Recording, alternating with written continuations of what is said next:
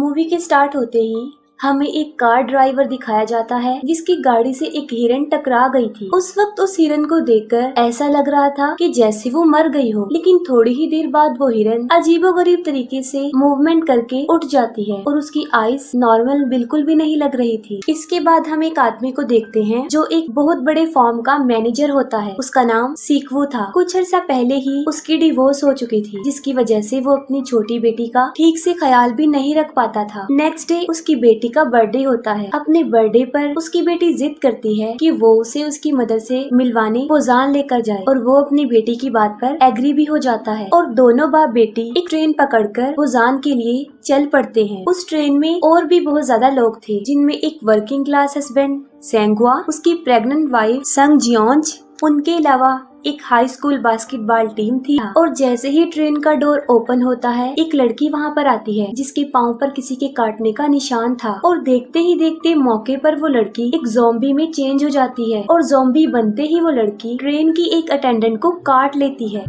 उसके काटते ही वो अटेंडेंट भी ज़ॉम्बी में बदल जाती है। बस ऐसा होते ही ये वायरस बहुत तेजी से उस ट्रेन में फैलने लगता है, जिसकी वजह से बहुत से लोग इसकी लपेट में आ जाते हैं। इस ट्रेन में ट्रेवल करने वाले कुछ पैसेंजर्स ट्रेन के उस बॉक्स को जहाँ पर ये इन्फेक्शन फैला था छोड़कर किसी दूसरे बॉक्स में चले जाते हैं और अब वो जिस बॉक्स में जाते हैं वहाँ पर ये ज़ॉम्बी इन्फेक्शन अभी तक नहीं आया था। ट्रेन की न्यूज ब्रॉडकास्ट में बताया जाता है कि ये ज़ॉम्बी इन्फेक्शन न सिर्फ उस ट्रेन में बल्कि पूरी कंट्री में फैल चुका है और मैक्सिमम लोग इसकी लपेट में आ चुके हैं। और जब ये ट्रेन किसी दूसरे स्टेशन पर जाकर रुकती है तो सारे पैसेंजर्स सिटी की तरफ भागते हैं, लेकिन बाहर निकलकर वो अपने इर्द गिर्द देखते हैं कि यहाँ तो पहले ही वो ज़ॉम्बी इन्फेक्शन बुरी तरह फैला हुआ है, जिसकी वजह से वो वापस ट्रेन की तरफ भागते हैं। ट्रेन में बैठने की भगदड़ में लोग अलग अलग डब्बों में बैठ जाते हैं। तब ट्रेन का कंडक्टर इस ट्रेन को पोजान की तरफ ले जाने का सोचता है, क्योंकि उसे रिपोर्ट मिली थी कि चंद बचे कुछ शहरों में पोजान भी एक शहर है जहाँ अभी तक ये इन्फेक्शन एंटर नहीं हो सका। सीक्वू, सेंगुआ और यंगगुक ट्रेन में रास्ते ढूंढते हुए बाकी पैसेंजर से भी मिलते हैं और ये 6 के 6 लोग मिलकर ट्रेन के अगले वाले डब्बे में जाने की कोशिश करते हैं। उनकी इस कोशिश में उन्हें बहुत सारे ज़ॉम्बी से बचकर निकलना पड़ता है। अगले वाले डब्बे में और भी बहुत सारे लोग थे जो वहाँ पर सेफ बैठे थे और जब ये 6 लोग बड़ी मुश्किल से किसी तरह उस डब्बे तक पहुँच ही जाते हैं तो सेल्फिश COO यंग सुक उन्हें अंदर आने नहीं देता। उसका मानना था कि ये 6 लोग भी उस इन्फेक्शन का शिकार हो चुके हैं, जिसकी गर्ज से वो लोगों को भड़काता है और सब पैसेंजर्स उसकी बातों में आकर उन लोगों को अंदर आने नहीं देते। इस फाइट के दौरान सेंगुआ और इनगिल खुद को उन ज़ॉम्बीज के आगे सेक्रीफाइस कर देते हैं ताकि इस दौरान उन चारों को ये मौका मिल सके कि वो दरवाजा खोलकर सेफ बॉक्स में चले जाएं। अंदर आ जाने के बाद COO उन चारों लोगों को चेंबर में आइसोलेट करता है ताकि अगर ये इन्फेक्शन का शिकार हो चुके हों तो बाकी लोग इस इन्फेक्शन से बच सके। दूसरी तरफ उन पैसेंजर्स में एक लड़की जो कि काफी अपसेट थी क्योंकि उसकी सिस्टर इनगिल अब एक ज़ॉम्बी बन चुकी थी और तब वो जानबूझकर उस दरवाजे को खोल देती है जहाँ पर इन्फेक्टेड लोग थे और बस ऐसा होते ही वहाँ तबाही मच जाती है। वो सारे ज़ॉम्बीज उस डब्बे में घुस जाते हैं और बचे हुए काफी लोगों को मार डालते हैं और बचते सिर्फ वही लोग हैं जिन्हें चेंबर में आइसोलेट किया गया था और वो थे सीक्वू, सुआन और सियोंग।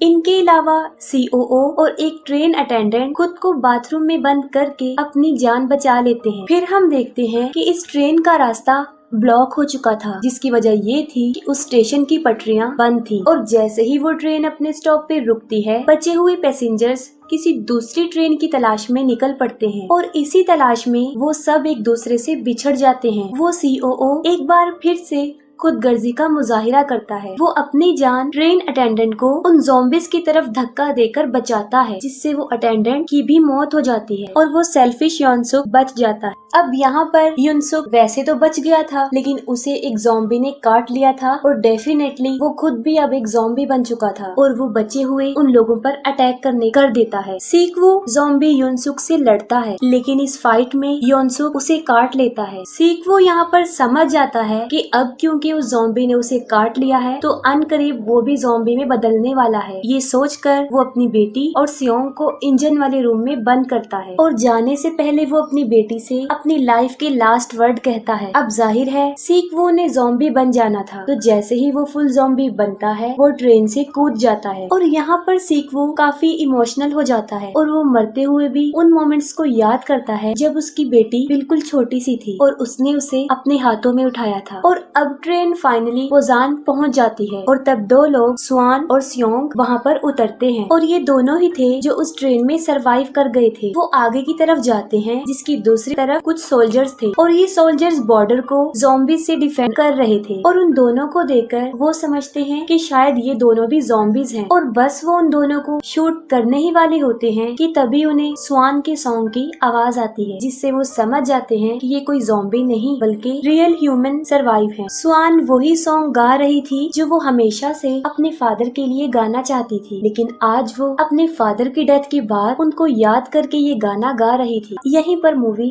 एंड हो जाती है।